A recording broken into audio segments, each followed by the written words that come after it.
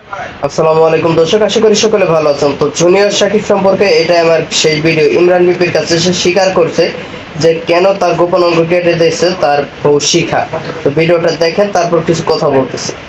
ওই রাত্রে তুমি একটা মেয়ের সাথে মানে 2-3 ঘন্টার মতো ছিলা। তারপর হচ্ছে তুমি রাত্রে হচ্ছে বাসায় আসো, বাসায় এসে হচ্ছে বিভিন্ন কিছু তোমার বউ তোমাকে খাওয়ায়, খাওয়ানোর পর হচ্ছে তুমি হচ্ছে ঘুমায় যাও। মানে তোমার বউ জানতে পারে যে তুমি নাকি অন্য একটা মেয়ের সাথে আর কি থেকে আসছো।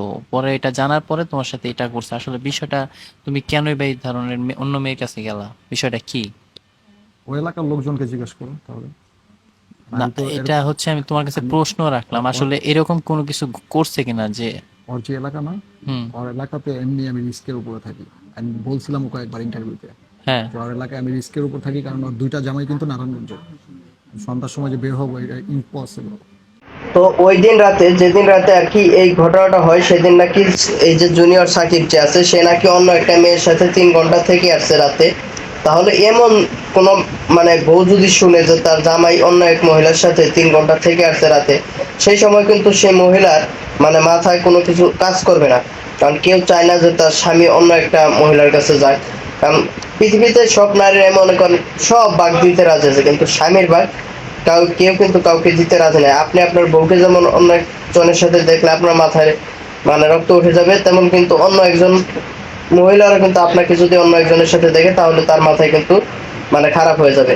তো এই হলো মূল ঘটনা, যার কারণে মনে করেন এখন এই ঘটনাটা ঘটে গেছে। অনাকাঙ্ক্ষিত আর কাঙ্ক্ষিত হোক, যাই হোক, ঘটছে। তো এখন আমরা এই ঘটনার পরিপ্রেক্ষিতে মানে বুঝতে পারি যে আমরা কখনো মানে এই সমস্ত কাজগুলো করব না। এই যে পরক্রিয়া লেভেলের যে কাজগুলো আছে, যে নিজের বউকে রেখে অন্য বউয়ের সাথে কষ্টি নষ্টি আছে, বা নিজের বউ আছে তারপরে সে অন্য একজন মানুষের সাথে প্রেম করে, এই সমস্ত কাজগুলো আমরা করা বাদ দিব ভাই। আমরা যদি এই সমস্ত কাজগুলো করা বাদ না দিই, তাহলে হয়তো বা আমাদের বউরাও মনে করেন আমাদের কাছ থেকে এই সমস্ত কাজগুলো শিখে, বা তাদের এই যে যে সমস্ত কাজগুলো এই যে দেখছেন যে গোপন অঙ্গ করা হয়েছে, এই বিষয়টা কিন্তু আরো অহরহ ঘটতে পারে বাংলাদেশে। কারণ এই সমস্ত পরক্রিয়াধীন বিষয়গুলো এখন বেশি ঘটতেছে বাংলাদেশে, যার কারণে এই সমস্ত বিষয়গুলো হতে পারে। এগুলো অনাকাঙ্ক্ষিত ঘটনাগুলোকে কাঙ্ক্ষিত করে ফেলছে এই সমস্ত কিছু ইস্যু। আমরা সবাই এখন থেকে চেষ্টা করব যে নিজের ঘরে স্ত্রী আছে, বাস স্ত্রীর কাছে আমরা সবকিছু করবো। আর যদিও অন্য লেভেলে কোনো কিছু করেন, সেটা যেন আপনার স্ত্রী কোনোভাবেই জানতে না পারে, বা জানতে যদি পারে তাহলে কিন্তু আপনি কপালে খারাপ হবে। এটা আসলেও মানে বোঝা যায়। আর যত কথাই হোক, বাইরে আগের মাথায় অনেক কিছু হয়। আপনারাও মনে করেন আপনাদের স্বামী যদি করে বুঝাবেন, আর যদি না বুঝে তাহলে তো আইনি পন্থা আছে।